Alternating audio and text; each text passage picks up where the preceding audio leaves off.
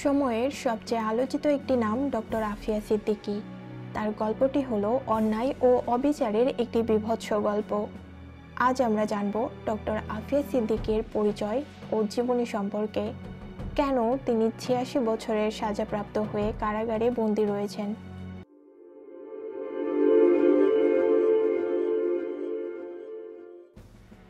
Doctor Afia Siddiqui, যিনি আন্তর্জাতিক খ্যাতিসম্পন্ন একজন মুসলিম স্নায়ুবিজ্ঞানী, তার জন্ম ১৯৭২ সালের ২রা মার্চ পাকিস্তানের করাচির এক সম্ভ্রান্ত ও উচ্চশিক্ষিত পরিবারে। এখন তার বয়স ৫২ বছর। তার বাবা মুহাম্মদ সালেহ সিদ্দিকী একজন ব্রিটিশ প্রশিক্ষিত নিউরোসার্জন এবং তার মা স্মিথ ফারুচি একজন ইসলামিক টিচার, সোশ্যাল ওয়ার্কার এবং চ্যারিটি ভলেন্টিয়ার ছিলেন। সেই সাথে তিনি পাকিস্তানের সংসদের সংসদ সদস্য হিসেবেও দায়িত্ব পালন করেছেন। ভাই বোনদের মাঝে আফিয়া সিদ্দিকী সবচেয়ে ছোট। তার ভাই মুহাম্মদ সিদ্দিকী একজন আর্কিটেক্ট অর্থাৎ স্থপতি, যিনি বর্তমানে টেক্সাসের হিউস্টনে বসবাস করছেন, এবং তার বড় বোন ফৌজিয়া সিদ্দিকী একজন হার্ভার্ড প্রশিক্ষিত নিউরোলজিস্ট। পাকিস্তানে ফিরে আসার পূর্বে তিনি জন হপকিন্স ইউনিভার্সিটিতে শিক্ষকতা করতেন। শিক্ষা জীবনে আফিয়া সিদ্দিকী ছিলেন প্রচণ্ড মেধাবী এবং পরিশ্রমী একজন শিক্ষার্থী। আফিয়া সিদ্দিকী ৮ বছর বয়স পর্যন্ত জাম্বিয়ার একটি স্কুলে পড়াশোনা করেছেন। এরপরে করাচিতে তার প্রাথমিক ও মাধ্যমিক শিক্ষা সম্পন্ন হয়েছে। স্নাতক শিক্ষা গ্রহণের জন্য আফিয়া সিদ্দিকী ১৯৯০ সালে আমেরিকায় তার ভাইয়ের কাছে চলে যান। সেখানে টেক্সাসের ইউনিভার্সিটি অফ হিউস্টনে তিনি আর্কিটেকচার বিষয়ে পড়াশোনা করছিলেন। তবে ৩ সেমিস্টার পার হওয়ার পরে তিনি ম্যাসাচুসেটস ইনস্টিটিউট অফ টেকনোলজিতে ট্রান্সফার হয়ে যান। লেখাপড়া চলাকালীন ১৯৯২ সালে একজন স্বনামধন্য ব্যক্তি হিসাবে সিদ্দিকী তার গবেষণা প্রস্তাব অর্থাৎ পাকিস্তানে ইসলামাইজেশন এবং মহিলাদের ওপরে এর প্রভাব এর জন্য $৫,০০০ ক্যারল এল উইলসন পুরস্কার জিতেছিলেন।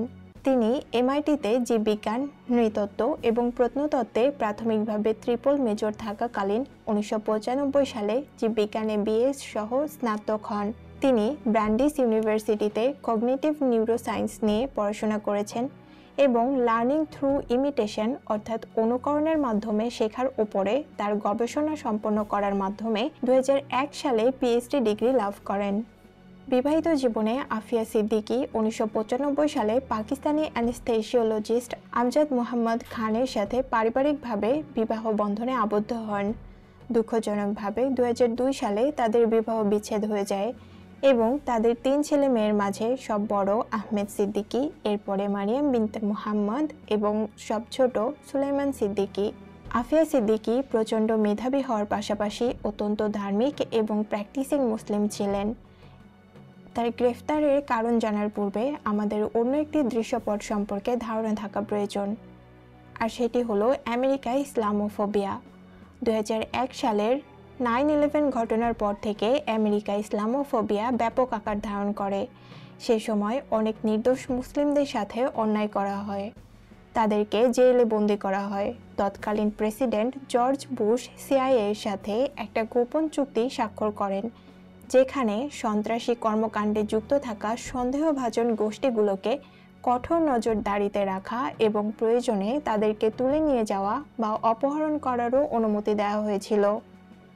এর সূত্র ধরেই ইসলামিক অ্যাক্টিভিটিসের সাথে যুক্ত থাকা ও বিভিন্ন ইসলামিক অর্গানাইজেশনে অনুদান প্রদানের সাথে জড়িত থাকার কারণে আফিয়া সিদ্দিকী এফবিআই এর নজরে পড়েন। ২০০৩ সালে যখন আফিয়া ও তার পরিবারের ওপরে এফবিআই এর প্রেসার বাড়তে থাকে, তাদের ওপরে কড়া নজর রাখতে থাকে এবং তাদেরকে নানাভাবে হেনস্থা করতে থাকে, ঠিক তখন আফিয়া সিদ্দিকী তার স্বামী সন্তান সহ পাকিস্তানে ফিরে যাওয়ার সিদ্ধান্ত নেন।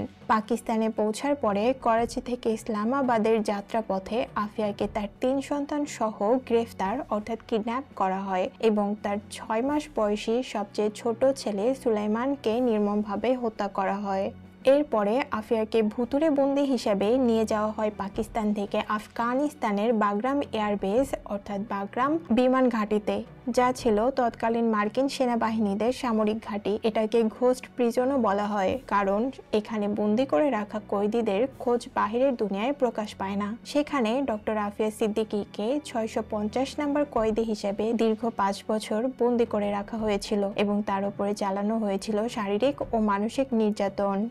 সবশেষে 2010 সালের 3রা ফেব্রুয়ারি আফিয়া সিদ্দিকীকে FBI এজেন্ট এবং মার্কিন সেনাবাহিনীদেরকে হত্যা চেষ্টা এবং আল কায়দা বাহিনীর সাথে জড়িত থাকার অভিযোগে দোষী সাব্যস্ত করা হয় এবং মোট 86 বছরের শাস্তির রায় দেওয়া হয়। অথচ এই অভিযোগগুলো অমূলক ও ভিত্তিহীন। তবুও আমাদের এই মুসলিম বোন আমেরিকার কারাগারে 86 বছরের শাস্তি ভোগ করছেন। সর্বশক্তিমান এবং মহাপরাক্রমশালী আল্লাহ আমাদের এই মুসলিম বোনের মুক্তি সহজ করে দিন এবং তাকে সুন্দর ও সহজ একটি জীবন দান করুন। পরকালে তার জন্য উত্তম পুরস্কারের ও জালিমদের জন্য কঠোর আযাবের ব্যবস্থা করুন।